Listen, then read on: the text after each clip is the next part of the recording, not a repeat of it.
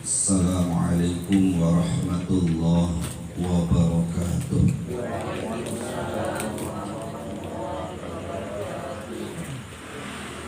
Nawaina an naqra al-Fatihata an Allah yaftahu alaina futuhal arifin wa yufaqqihuna fid-din wa yu'allimuna at-ta'wil wa yahdina ila sawa'is sabil wa yufidu ala qulubina ma afadahu ala qulubi ibadihi salihin wa anna allaha yarzuquna al-ilma wal amal wa yahfaduna minaz zaghi waz zalal wa anna allaha bijahi sayyidina Muhammadin sallallahu alaihi wasallam yaghfiru dhunubana wa yudhibu ghayra qulubina wa yujirna min mudillatil fitan ma dhahara minha wa ma batan wa anna allaha yaj'aluna minal muqbilin wal maqbulin wa minal faizin bi ridha rabbil alamin fid dini wad dunya wal akhirah wa anna allaha yuslihul ibad wal bilad wa yarhamul ibad wal bilad wa anna allaha yaltufu bina wa bil muslimin fi jami'i ahwalina dunya wal akhirah wa anna allaha yahfazu alaina al-islam wal iman wa yakhtimu lana bil husna fi khairin wa lutfin wa afiyah wa ila hadratin nabi Muhammadin sallallahu alaihi wasallam al-Fatihah. A'udzu billahi minasy syaithanir rajim. Bismillahirrahmanirrahim. Alhamdulillahi rabbil alamin arrahmanir rahim maliki yaumiddin iyyaka na'budu wa iyyaka nasta'in ihdinas siratal mustaqim siratal ladzina an'amta 'alaihim ghairil maghdubi 'alaihim waladdallin.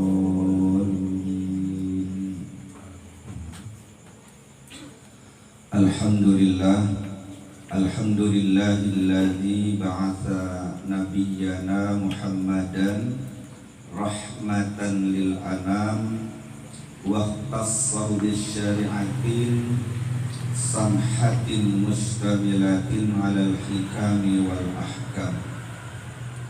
Allahumma salli wa sallim wa barik ala nabiyyir rahmah wa syafi'il ummah Sayyidina wa maulana Muhammad bin Abdillah wa ala alihi wa sahbihi wa man tabi'ahu bi ihsanin ila yaumil qiyamah.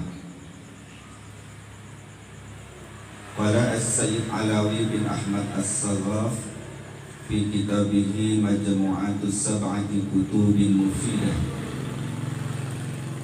Faidatun Rawa Abu Sahlin al-Madani an Sahli bin Sa'din radhiyallahu ta'ala anhu qala Ja'a rajulun ilan nabiyyi sallallahu alaihi wasallam fasyaka ilaihi al-faqra wa dhiqal 'aishi awil ma'ash faqala lahu Rasulullah sallallahu alaihi wasallam idza dakhalta manzilaka fasallim in kana fihi ahadun thumma sallim alayya waqra qul huwallahu ahad marratan wahidah. Fafa'ala rajulu fa'adaru alaihi rizqu hatta fadha ala jiranihi wa qarabatihi. Bapak Ibu hadirin jamaah yang dirahmati Allah, mari kita bersyukur kehadirat Allah Subhanahu wa ta'ala atas nikmat yang diberikan kepada kita, apakah kita memintanya ataupun tiada. Di antara nikmat itu adalah kesehatan, keafiatan, dan kesempatan yang dibalut dengan nikmat iman dan nikmat Islam.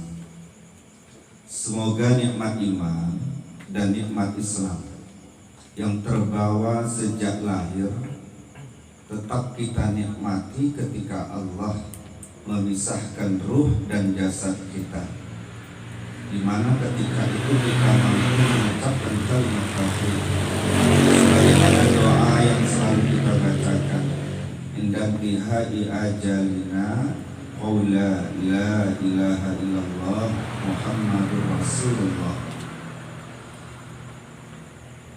Salawat, salam, mari sama kita sampaikan kepada orang yang paling banyak bersyukur, orang yang mengajari kepada kita bagaimana caranya bersyukur, yaitu baginda Rasul Muhammad sallallahu alaihi wasallam. Mudah-mudahan salawat-salawat yang kita sanjungkan kepada beliau menjadi wasilah kita kepada beliau untuk mendapatkan syafaat kubra, terutama ketika nanti yaumil akhir. Jangankan yaumil akhir, orang-orang yang rajin berselawat, insya Allah hidupnya di dunia ini akan dimudahkan, akan dibahagiakan oleh Allah Subhanahu wa Ta'ala. Karena Allah memandang baginda Rasul itu adalah kekasihnya, orang yang dia cintai. Kalau kita selalu berada bersama orang yang dicintai oleh Allah, insya Allah kita bahagian daripada orang yang dicintai oleh Allah Subhanahu wa Ta'ala. Dan sebahagian dari saudara-saudara kita hari ini ada yang mengamalkan untuk membaca surah Yasin dan membaca salawat-salawat, karena ada disebutkan dalam kitab bahwa ini adalah bulan Safar ya. Di akhir-akhir bulan Safar itu, di Rabu terakhir, Allah menurunkan bala. Jadi oleh sebab itu kita tangkal. Kalau tadi tidak sempat, nanti pulang kita perbanyaklah selawat-selawat itu. Di antara selawatnya adalah selawat Jibril atau selawat Khidir atau Nabi Khidir. Kalimatnya, selawatnya itu tidak sulit, hanya membiasakan diri mungkin yang sulit, yaitu katanya sallallahu ala Muhammad. Kan tidak banyak kata-katanya. Sallallahu ala Muhammad. Usah banyak-banyak, minimal 1000 kali. Kalau kita membaca atau menyebutnya dengan sedang, bisalah 10 menit. Pengantar tidur sebelum terlelap, kadang-kadang kan kita ini agak payah tidur, apalagi sudah kena penyakit Fatimah, payah tidur malam. Nah, jadi daripada kosong, bacakan tadi sallallahu ala Muhammad, sallallahu ala Muhammad. Nah, insya Allah orang-orang yang dicintai oleh Allah tidak akan mendapatkan bala, walaupun Allah menurunkannya. Ketika hujan turun dari langit, maka air hujan akan membasahi bumi. Tapi orang yang berada di dalam naungan seperti kita begini, insya Allah ketika hujan turun tidak kena air. Tapi kalau kita berada di luar, tidak berada di bawah naungan, akan basah. Nah, apalagi tadi harinya hari apa tadi? Selasa. Selasa itu amalan kita, doanya Allahumma ya kafiyal bala ikfinil bala qabla nuzulihi minas sama ya Allah. Dibaca tadi apa enggak kena bala aja malah. Asal sikit-sikit tongkrong yuk main bala katanya. Ya pelan-pelan ya Bu sambil hafal ya. Allahumma ya kafiyal bala ikfinil bala qabla nuzuliha atau qabla nuzulihi minas sama ya Allah. Allahumma ya kafiyal bala, wahai Tuhan yang menahan segala bala, tahanlah dariku bala itu qabla nuzulihi minas sama, sebelum bala itu turun dari langit. Wahai Allah,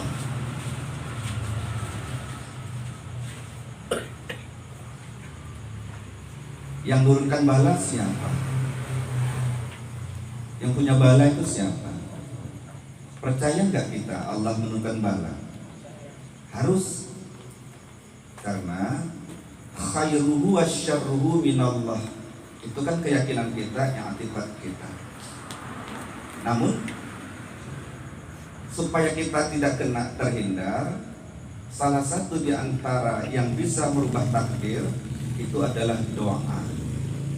Nah, jadi kita berdoa setiap hari Selasa, karena di hari Selasa itu Allah menjadikan segala sesuatu yang buruk-buruk. Allahumma ya kafiyal bala, wahai Tuhan yang menahan bala, ikfinil bala, tahanlah bala itu dariku, qabla nuzulihi minas sama ya Allah, sebelum bala itu turun dari langit. Wahai Allah, kita ini hidup ya banyak dengan doa. Setelah doa, berhusnuzon dengan bertawakal kepada Allah. Orang yang bertawakal kepada Allah itu adalah orang yang bersandarnya kepada Allah. Itulah yang kita kaji. Orang yang bersandar kepada Allah itu dipastikan sandarannya kuat. Orang yang tidak bersandar kepada Allah, bersandar kepada selain Allah, sandarannya tidak kuat. Tembok ini berapa lama bisa disandari pun, kalau sandarannya ini bisa tahan 10 tahun, yang nyandar yang nggak tahan. Ditanya. Nah, tapi kalau kita bersandar diri kepada Allah, sandarannya kuat, kita pun kuat. Itu bedanya. Sandaran ini bisa tahan 10 tahun. Kita sambil ngaji nyandar 10 tahun bisa tahan. Bentar tegak, sebentar nyender meneh, apalagi cuacanya dingin.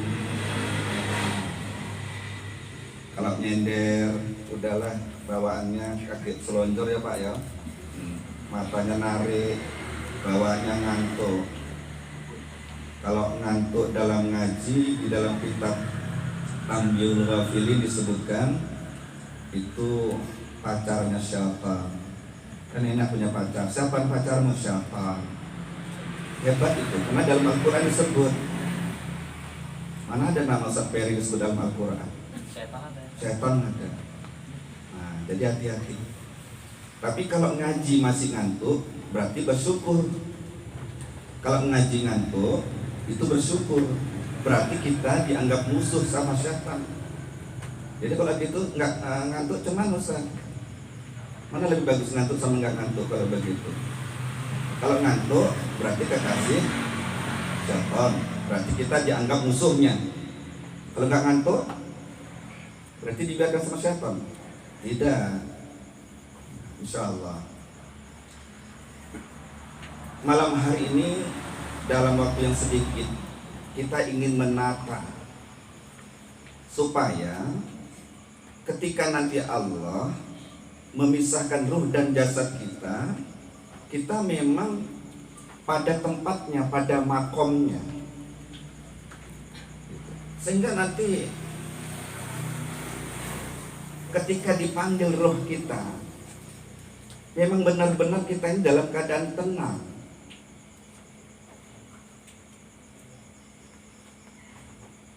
Tiba-tiba, yuk kita berangkat. Jam berapa? Jam 10 malam lah. Ini jam berapa sudah? Jam 9.15. Kemudian berangkat ke Medan umpamanya. Kan banyak persiapan. Mau bilang orang rumah dulu kah atau apakah. Kalau mendadak itu bagaimana? Berangkat dengan tidak tenang, nggak ngasih tahu. Yang ditinggalkan pun tidak tenang.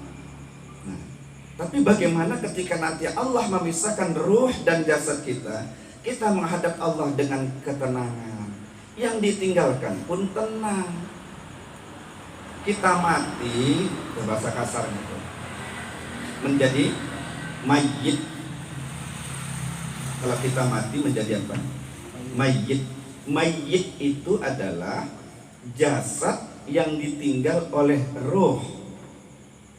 Jasad yang ditinggal oleh ruh itu namanya mayit. Walaupun si mayit itu ada namanya. Ini mayit siapa? Mayit si Polan. Si Polan meninggal dunia di rumah sakit. Orang yang mendengar langsung datang ke rumahnya. Si mayit belum sampai. Yang ditanya mayitnya atau nama yang meninggal tuh? Ada nama orang Anto, nggak ada di sini kan? Oh, banyak. Meninggal dunia di rumah sakit. Ditanya orang, Antonya mana? Tidak. Apa ditanya? Mayitnya mana? Padahal kalau nama seseorang ada nggak disebut itu marah tuh. Tapi begitu terpisah atau berpisah ruh dan jasad, tidak lagi berlaku Anto, berlaku mayit. Orang tanya apa tadi? Mayitnya mana? Udah sampai turun orang yang ikut, diangkat, mayitnya taruh di mana? Nah juga lagi, ini Anto mau taruh di mana ini?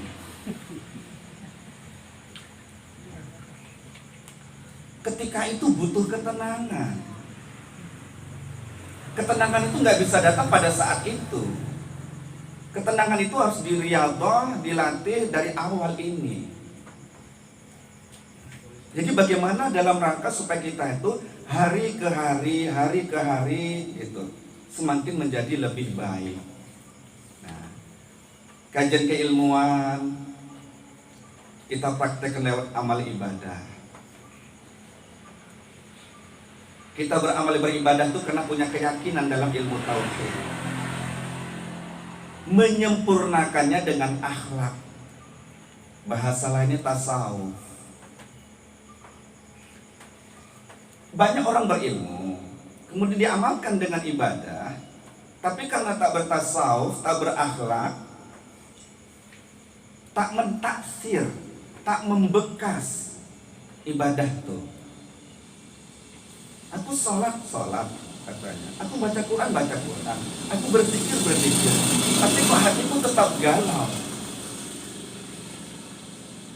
Kenapa? Pembungkusnya itu tidak ada. Jadi akhlak, tasawuf itu membungkus keilmuan kita, syariat-syariat tadi yang kita praktekkan menjadi amal ibadah. Dikarenakan i'tiqad kita, itu dibutuhkan satu yang disebut akhlak. Kadang orang akhlak yang kuat, walaupun ilmu sedikit, ibadah yang pas-pasan, hidupnya tenang. Ada orang berilmu, amal ibadahnya bagus, tapi akhlak, adab, tasawufnya kurang, maka hidupnya selalu susah. Susah senang dalam hidup itu bukan dilihat dari materi. Yang kita cari adalah dalam hidup ini bahagia, yang disebut dengan sa'idun, bahagia. Maka dalam hadis lawannya disebut dengan syaqiyun, sengsara. Sengsara itu bukan miskin. Bukan miskin. Itu adalah penderitaan batin. Banyak orang yang dia berharta, tapi batinnya menderita. Lebih susah tak punya harta, batin menderita lagi. Kalau punya harta menderita masih ada yang dinikmati. Ini tak punya harta, batin menderita. Nah, jadi mengaji ini menata selain ilmu yang untuk dipraktekkan lewat ibadah yang menjadi keyakinan kita itu. Nah, hidup ini harus penuh dengan kebahagiaan. Yang lalu kita membahas tentang tawadhu. Nah, kalau kita tawadhu, kita hidupnya bahagia, tenang saja, enjoy saja. Mohon maaf, orang tua kita ini dua-dua secara usia, secara umur lebih tua.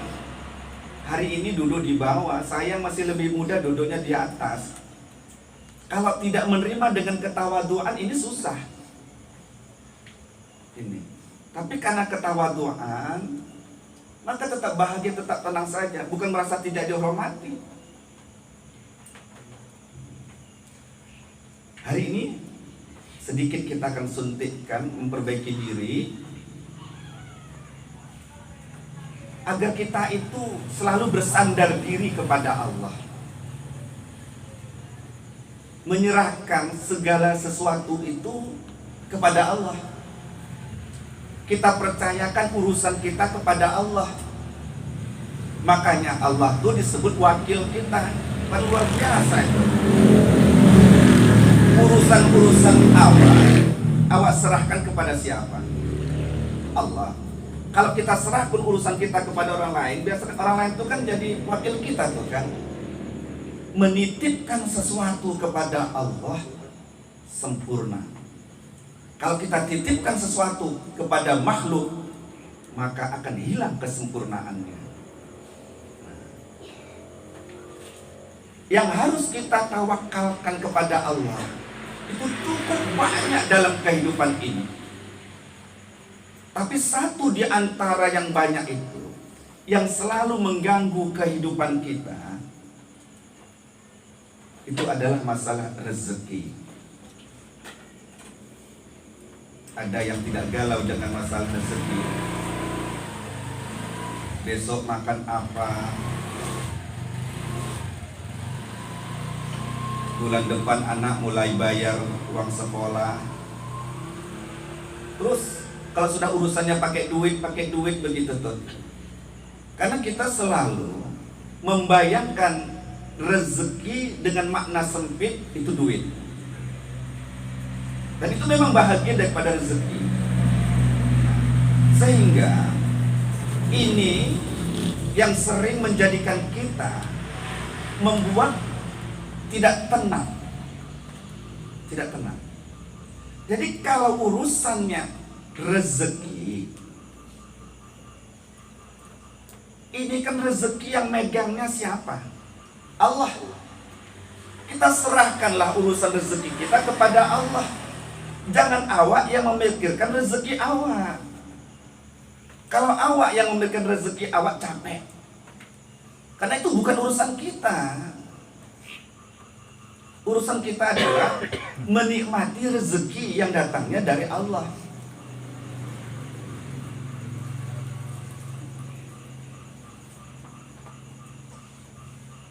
Enaklah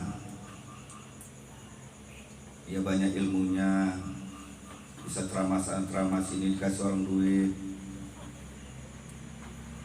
apalagi punya sawah. Itu belum tentu menjadikan hidup dia itu bahagia.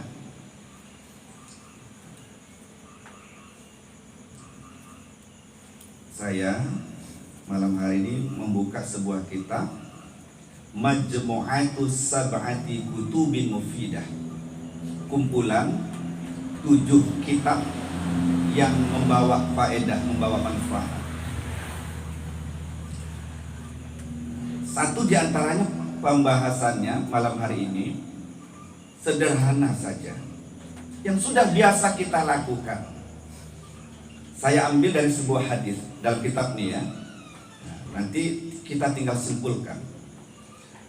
Rawa Abu Sahlin Al-Madani. Hadis ini diriwayatkan oleh Abu Sahal Al-Madani. An Sahli bin Sa'din, dari Sahal bin Sa'ad radhiyallahu ta'ala anhu, mudah-mudahan Allah meridhoinya. Qal, Sahal bin Sa'ad berkata, Ja'a rajulun ilan nabiyyi sallallahu alaihi wasallam. Ada seseorang, kata Sahal bin Sa'ad, datang kepada Nabi. Di situ rajul. Rajul itu seseorang, tapi dibuat alif lam ma'rifah ar-rajul. Cuma dalam kode etik ini, tak disebutkan siapa nama rajul itu, nama orangnya. Hanya dibilang seseorang. Apakah si Sahal bin Sa'ad tidak tahu siapa yang datang? Tahu. Nah, tapi karena ini rahasia, sesuatu yang menyangkut muru'ah, harga diri seseorang, kita pun kalau bercerita begitu, ada orang gitu, walaupun kita tahu siapa orangnya gitu. Kenapa? Karena takut nanti bisa menimbulkan fitnah. Ada seseorang datang kepada Nabi Muhammad sallallahu alaihi wasallam. Fasyaka ilaih. Orang tadi syaka. Apa syaka? Kalau syaka, syaka itu ngadu, berkeluh kesah. Ilaihi, kepadanya, kepada Nabi kita Muhammad sallallahu alaihi wasallam. Apa yang dikeluh kesahkan orang itu? Al-faqra, tentang kemiskinan dirinya. Wadiqal aish, dan tentang susahnya, sempitnya kehidupannya. Awil ma'ashi, atau tentang kehidupan-kehidupannya, dijamakkannya. Sebelum melanjutkan pembahasannya, saya ingin menceritakan tentang syaka dulu. Apa tadi syaka? Berkeluh kesah, ngadu, curhat, kan gitu tuh. Pernah gak kita curhat? Aku kalau ada masalah curhat sama Ustaz Ferry, tenang hati, walaupun tidak menyelesaikan masalah, malah kadang-kadang nambah masalah. Tapi kalau sudah diomongkan itu ada rasa puas. Hati-hati curhat. Syaka itu ada pembahasan tersendiri di dalam pembahasan kitab akhlak. Waktu membahas tentang sabar. Tentang apa? Sabar. Bukan sabar ya. Sabar. Sabar itu nama anak syaitan. Anak syaitan? Iya. Siapa nama anaknya nih? Muhammad Sabaruddin.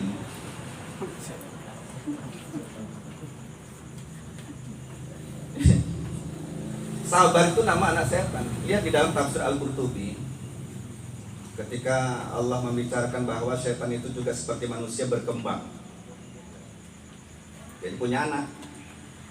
Anaknya juga punya nama. Zaknabur. Siapa lagi? 10 itu.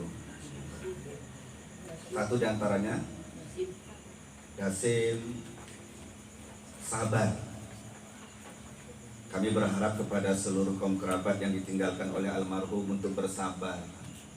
Jadi anak setan. Sabar. Tapi alhamdulillah yang kita mau sabar selama ini sabarlah itu kan. Sabar itu ada 3. As-sabru al-habsu. Sabar itu menahan. Al-kaf menahan. Kalau kita ditimpa musibah, kena musibah disuruh sabar. Perbuatan sabar itu bagaimana? Ada yang kita tahan. Apa yang kita tahan? Pertama yang kita tahan itu lisan. Lisan. Tidak berkeluh kesah. Awak kalau sudah nggak ada duit, butak pikiran, mulailah berkeluh kesah sama orang awam. Ketika kita berkeluh kesah kepada orang lain, bersyaka kepada orang lain, kepada makhluk, itu hukumnya haram. Apa hukumnya? Haram. Yang boleh kita berkeluh kesah itu hanya kepada Allah Subhanahu wa ta'ala. Apa kata seorang nabi? Aku hanya berkeluh kesah mengadukan kesulitanku kepada Tuhanku, tidak kepada manusia. Kalau kita kepada manusia itu cari simpati, mudah-mudahan dia simpati sama kita. Jadi artinya apa? Berharap diri nanti kita supaya orang ini mau mengutang nyawa nih. Bukan gitu tuh.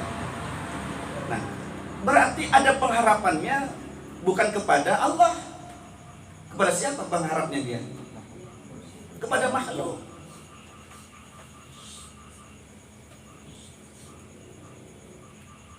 Jadi sabar, kita tahan yang kayak gitu tuh. Akhlak kita kepada Allah. Kira-kira gini, aku yang menciptakan kau, kata Allah. Aku yang gak ngasih rezeki kau. Tapi kau kalau ada apa-apa kok gak ceritain sama aku, kok sama orang lain. Anak-anak awak, dia ada masalah, gak cerita sama awak, cerita sama orang lain. Gimana kita sebagai ayahnya? Gimana kita sebagai emaknya? Bagaimana kita sebagai keluarganya? Jadi sabar satu diantaranya itu. As-sabru 'anis syaqwa, bersabar diri daripada berkeluh kesah. Maksudnya berkeluh kesah kepada makhluk. Kenapa? Itu menghilangkan ketawakalan kita kepada Allah, sandaran kita kepada Allah. Udah capek awak mulai melagu, bergaya sampai selesai 1,5 jam tak keluar duit dah buat tuh. Kamu berhutang sudah pasang gaya. Awak pun sama kan Ustaz. Kalau kau datang tadi pagi, jam 10 tadi kebetulan katanya itu banyak alasan yang sudah dimasukkan ke bank lah, dipinjam orang duluan lah katanya. Tanyalah alasan kalau sudah tak mau kasih. Jadi kita tuh bersandar diri ketika ditimpa musibah, jangan sampai berkeluh kesah kepada orang lain. Kalau dia terima dengan baik, kalau itu jadi senjata sama dia, jadi bahan gosipan sama dia, kita ini berbaik karena lagi baik. Ketika nanti ada masalah, pecah, keluarlah semua senjata itu. Aku tahu kali. Lama aku berkawan sama dia. Waktu ketua wirid dulu dia, tahu kali aku aja tuh. Tapi kalau berkeluh kesahnya kepada Allah, kan Allah simpan itu rahasia kita.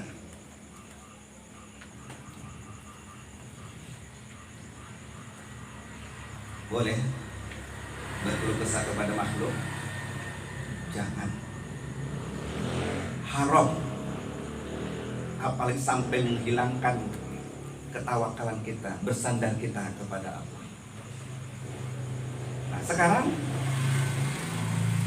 kita nggak bisa tuntaskan itu ya kepada bab tersendiri. Sekarang yang kaitannya gini, Tadi seseorang datang kepada Nabi, syaka ilaih katanya, berkeluh kesah kepada Nabi. Tentang apa? Kesusahan hidupnya. Sempit. Rasul itu makhluk tidak? Boleh nggak berkeluh kesah kepada Nabi?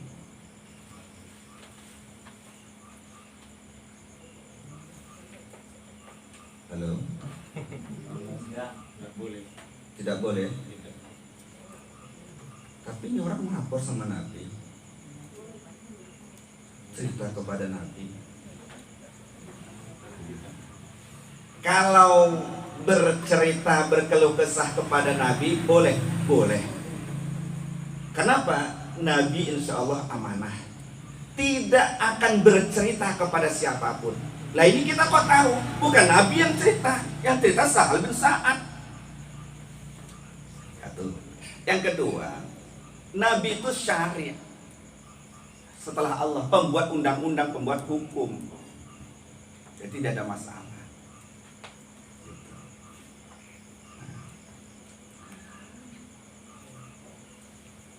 Coba kita bayangkan, kalau ada orang berkeluh kesah tentang kesusahan hidupnya kepada seseorang, kira-kira jalan keluarnya apalah yang diberikan? Saya susah kali ini, usaha ini gagal, usaha ini gagal. Rumah mau disita, tanah sudah disita. Datang ke rumah orang kaya, apalah kira-kira yang kita harapkan dari orang kaya itu? Dikasih hutangan, modal, bisa untuk usaha umpamanya. Kira-kira begitu kan? Nah, orang ini susah kali hidupnya, dia ngelapor sama Nabi. Apa jalan keluar yang diberikan oleh Nabi? Dikasih kerjaan kah? Dikasih hutangan kah? Atau apakah? Kita lihat ya. Faqala lahu Rasulullah sallallahu alaihi wasallam. Ternyata Rasul berkata kepada orang tersebut, nomor rekeningmu berapa? Begitu kira-kira. Apa yang dikatakan oleh baginda Rasul? Ini dalam rangka tawakal. Ini kalau enggak berat ini. Berat. Awak sudah terlilit hutang. Tiap hari orang datang aja. Terus kita minta ke rumah saudara kah, apakah yang kaya lah gitu. Kita sudah ceritakan ini. Aku bang begini, bang begini, bang begini, bang. Semua sudah disita bang. Tinggal abang lah yang belum ditagih. Kata Nabi kepada orang yang sudah dalam keadaan galau tadi itu, "Idza dakhalta manzilaka." Entar kau kalau pulang masuk ke rumahmu. Nah tuh. Ini sekarang sama dengan kita kan sedang keluar dari rumah. Nanti pulang nggak? Kemana pulangnya? Kalau kau nanti pulang ke rumahmu, fasalim. Itu jalan keluar yang diberikan baginda Rasul kepada orang tadi. Dia sudah semangat ini kan. Apa yang diberikan Rasul? Ternyata yang dikatakan Rasul, entar kalau kau pulang masuk ke rumahmu, fasalim. Apa fasalim? Ucapkanlah masuk ke rumahmu itu dengan assalamualaikum. Kalau kita tuh yang digituin,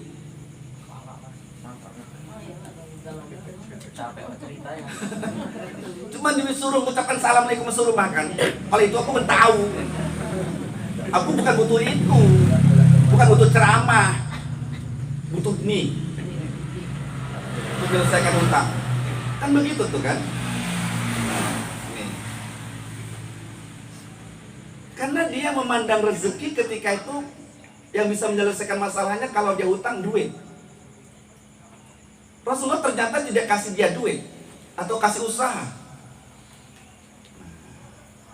Di sini dibutuhkan tingkat keyakinan kita kepada Allah. Ternyata untuk mengatasi kesusahan hidup Saya sebelum ini lahir dulu. Ini yang ketiga. Bermusyawarahlah sama orang rumah. Karena sudah hampir 2 tahun tinggal di rumah mertua. Ada duit sedikit. Mau tinggal di Perumnas nggak boleh. Daripada tinggal Perumnas, tinggal sini aja. Di rumah sini katanya. Berpikir, kereta belum punya. Kita beli kereta atau kita nabung untuk buat rumah. Kalau kita beli kereta, setiap hari kita bisa naik kereta kemana-mana. Pulang, tetap kepanasan. Belum punya rumah. Tapi kalau sudah punya rumah, walaupun nggak ada kereta, pulang tenang. Kan gitu kan? Nah, jadi rumah yang penuh dengan ketenangan ini nanti. Bagaimana cara menciptakannya? Dari yang tenang itulah nanti akan muncul ketenangan-ketenangan yang lain. Walaupun dalam keadaan yang kita itu berada di maksimal yang tidak tenang. Artinya luar biasa lah masalah kita itu. Tapi kalau kita berada dalam rumah yang tenang, insya Allah masalah bisa diselesaikan. Emak-emak kalau sudah 1 minggu tidak keramasan, kemudian 1 minggu baru keramasan, sisiran, cuman rambutnya bu, kusut, payah, itu kan masalah itu kan. Maka menyisirinya itu harus dengan penuh ketenangan, pelan-pelan. Yang kusut masa itu selesai. Makanya kalau mau cari istri, satu diantaranya tengok rambutnya. Nah, gitu. Apalagi nggak ada rambutnya. Karena kalau dari rambut itu satu diantara bahwa perempuan yang bisa dijadikan istri itu adalah perempuan yang sabar. Perempuan yang sabar. Kesabaran perempuan itu nanti menaklukkan laki-laki. Tapi kalau perempuan nggak sabaran, habis lah itu. Kalau anak sakit, awak masih gini tenang kan? Istri bisa gitu.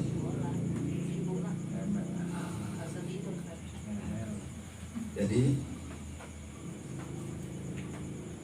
ketika masuk rumah, ucapan salam.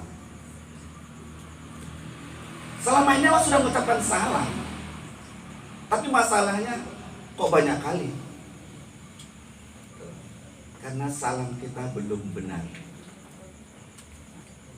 Pertama ya, yang jadi iktifak kita sekarang, kalau masuk ke rumah jangan sampai tidak mengucapkan salam. Dengan mengucapkan salam, masalah-masalah yang ada di rumah akan terselesaikan. Kalau masuk ke rumah tidak mengucapkan salam, masalah di rumah tidak terselesaikan, bisa bertambah dengan masalah yang baru. Tidak sesederhana yang kita bayangkan. Betapa luar biasanya. Assalamualaikum warahmatullahi wabarakatuh.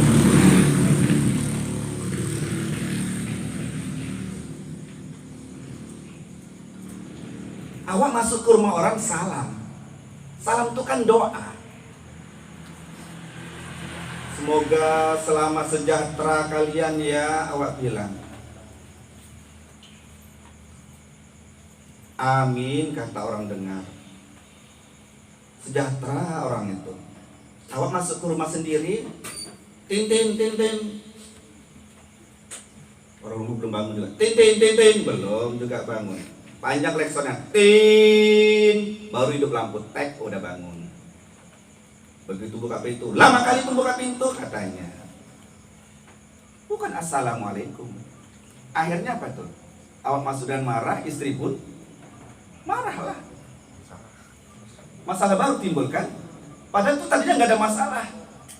Akhirnya masuk ke kamar diam-diaman. Padahal istri sudah lama nunggu suami.